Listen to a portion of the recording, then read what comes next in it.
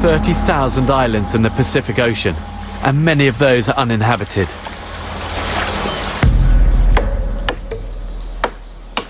Being stranded on an island like this, chances are someone is looking for you. So to make sure you can be seen by a rescue party, you need to build what's called a signal fire. I want this fire to be as big as possible, but also as flammable as possible, so it will burn really fast and really bright. And I want to start it just with this big pile of dead pine needles to act as like tinder. And then if I use these big dead coconut branches and build like a tripod around this tinder bundle. This signal fire will not be lit now. It will be standing by in case I see a boat or an aircraft. And then what I've also got here are some really green ones, and if I just lay these around it, these will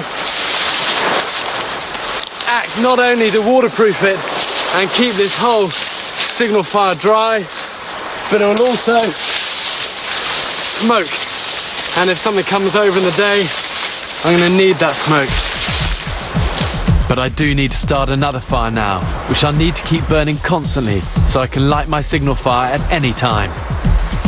To light the fire, I'm going to use a technique called the fire plough. It's widely used in the Pacific Islands. Hibiscus, which grows throughout Polynesia, is a perfect wood to use for the basin plough because it has a very low moisture content. And it's not helping that the sweat drips off my nose into it. I've had that happen twice now. I have to start again. So I'm trying to drip the sweat to the left.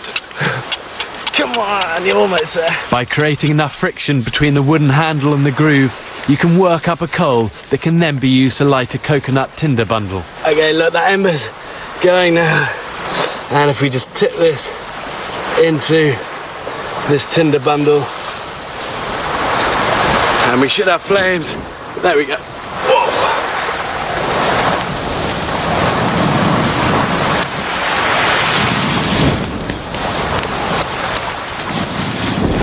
We've got fire.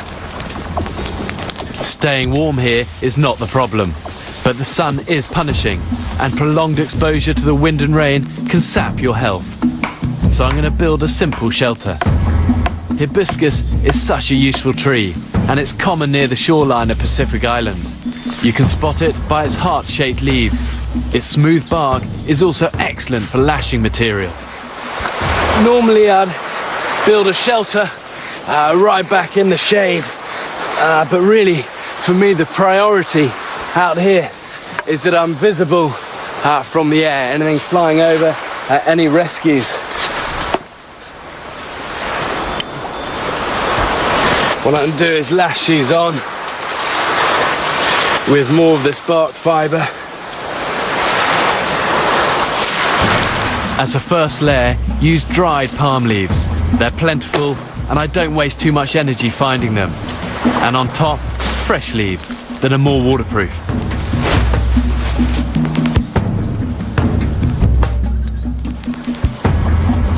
Survival is as much about the mind as it is the body. And sometimes it's just a simple thing, like taking a dip, to lift your spirits.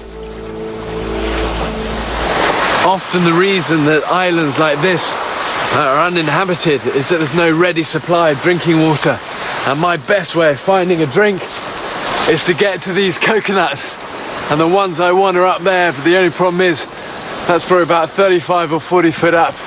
And getting them is not going to be easy. There is a technique for climbing these trees. Always keep pressure on the trunk with the balls of your feet and toes. And as you go up, alternate moving your hands and your feet. One thing you really need is strong inner thighs. And if you're good at riding horses, you're going to be good at this. But my thighs are burning, I'm only halfway out.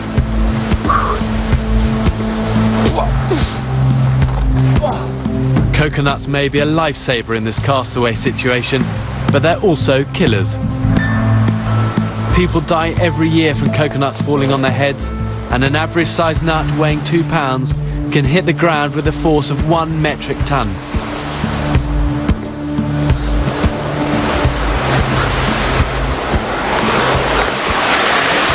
These are the ones I'm after. It's these green ones that are the younger coconuts, and they contain